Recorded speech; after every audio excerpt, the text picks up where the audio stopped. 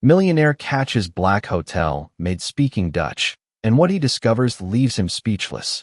In the gleaming lobby of Amsterdam's Grand Hotel, worlds exist in careful separation.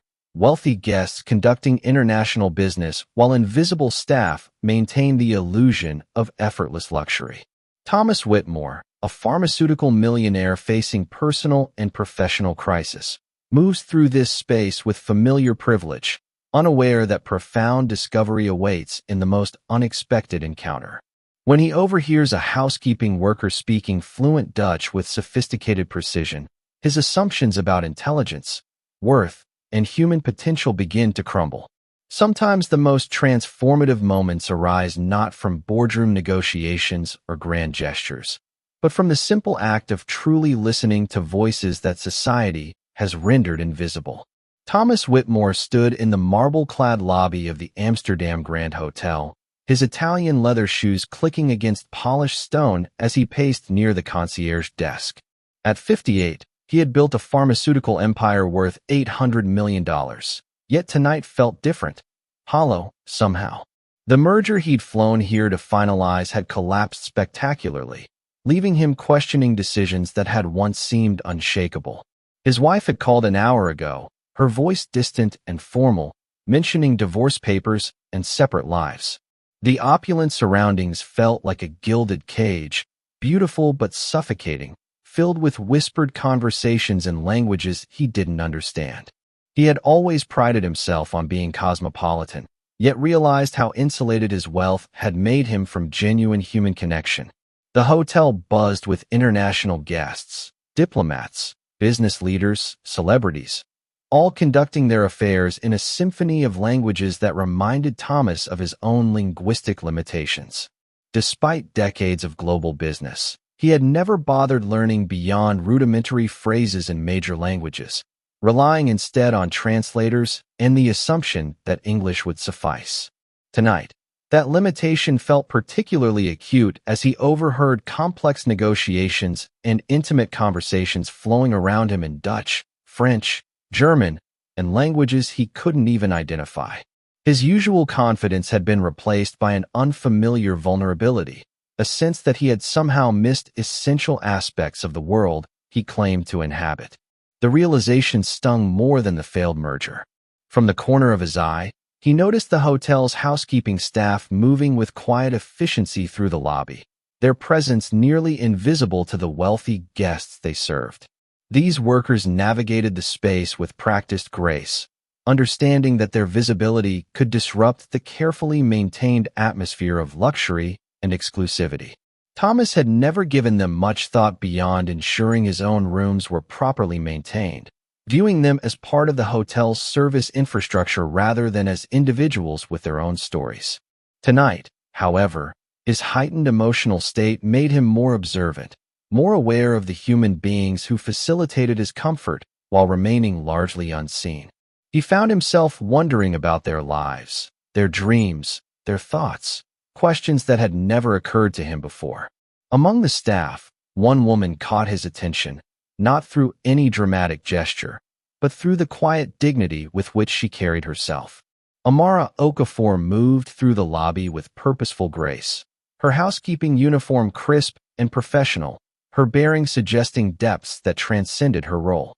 At 34, she had learned to navigate spaces like this with careful invisibility, understanding the delicate balance required to maintain employment while preserving her sense of self.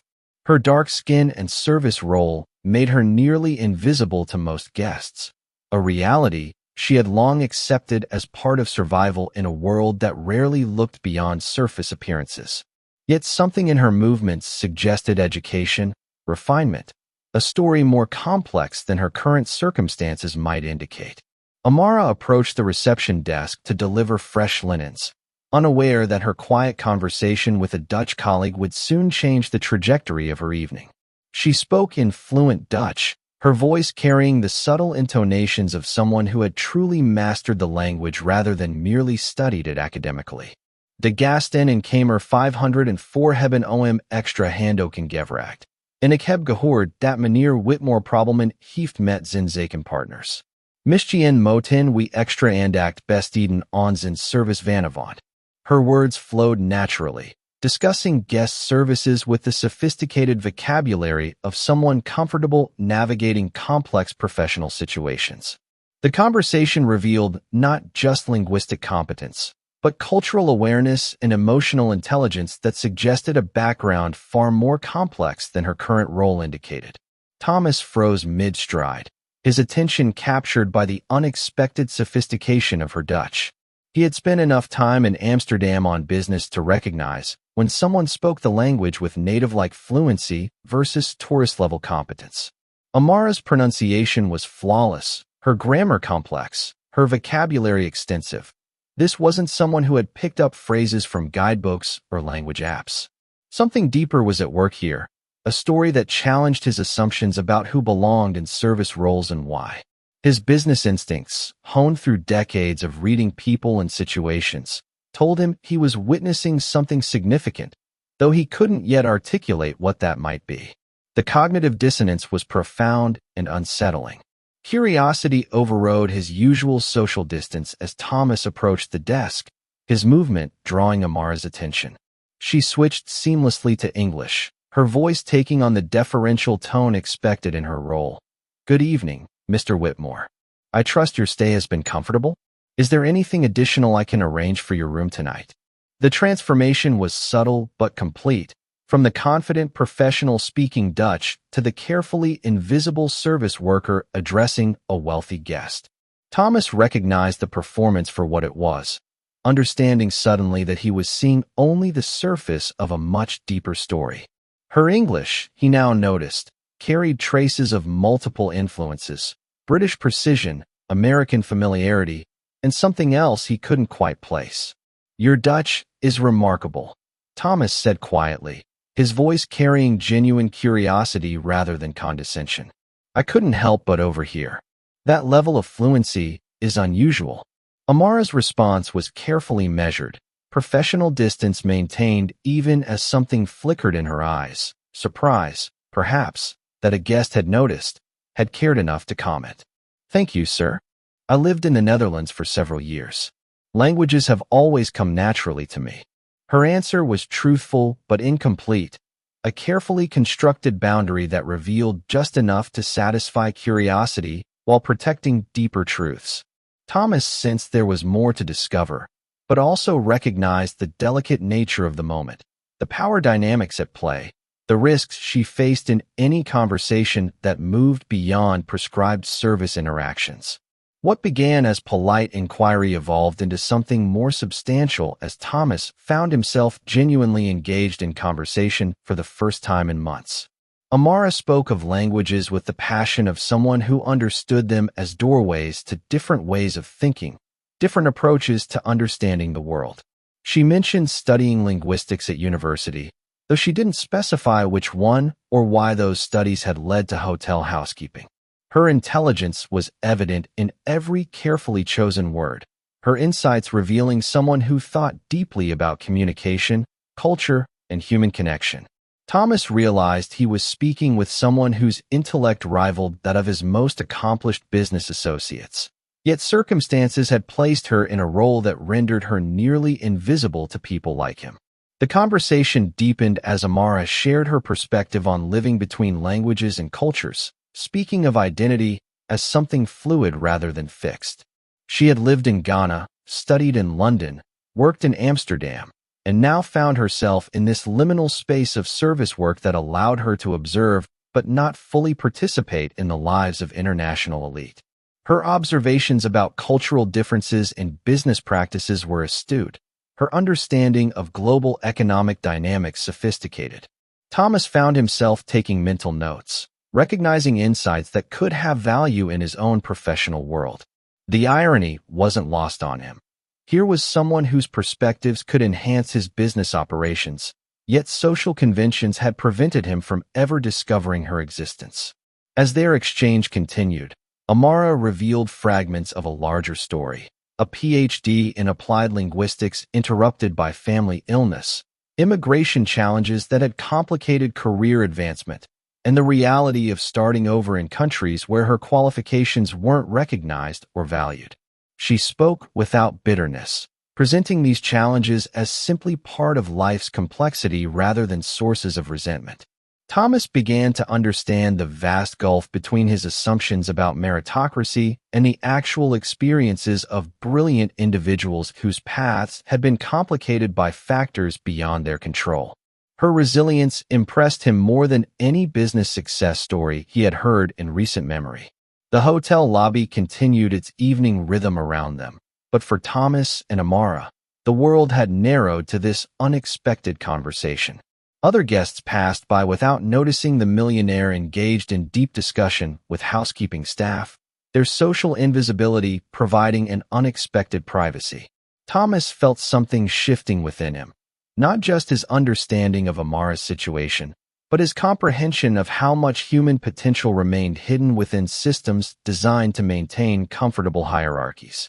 This woman possessed knowledge, insights, and capabilities that could contribute meaningfully to any organization, yet circumstances had relegated her to work that utilized only a fraction of her abilities.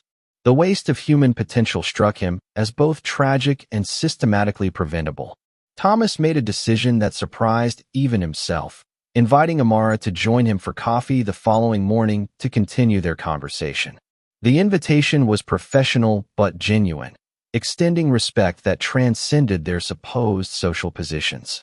Amara accepted with gracious professionalism, though Thomas could see the careful calculation behind her response, weighing opportunity against risk, wondering what this powerful man truly wanted from her.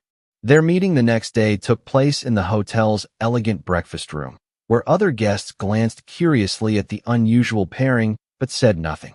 The conversation that followed was transformative for both participants, revealing depths of understanding and possibility neither had anticipated.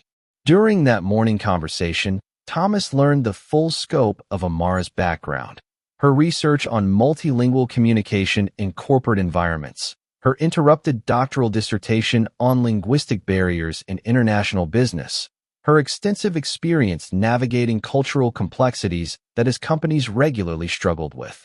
She had insights about communication patterns, cultural sensitivity, and market adaptation that could address challenges his businesses faced in global expansion. More importantly, she possessed the analytical framework to implement solutions rather than merely identifying problems. Thomas recognized that he had stumbled upon exactly the kind of strategic thinking his organizations needed, hidden within someone society had rendered invisible. The transformation was immediate and profound. Thomas offered Amara a consulting position with his company, beginning with a project analyzing communication effectiveness across his international operations. The role would utilize her linguistic expertise while allowing her to complete her doctoral research, creating a pathway that honored both her capabilities and aspirations. Amara accepted with dignity rather than gratitude, understanding that this was recognition of value rather than charity. Their professional relationship began that week, built on mutual respect and the understanding that excellent minds can emerge from any circumstance. The hotel lobby where they had met became a symbol of unexpected possibility rather than imposed limitation.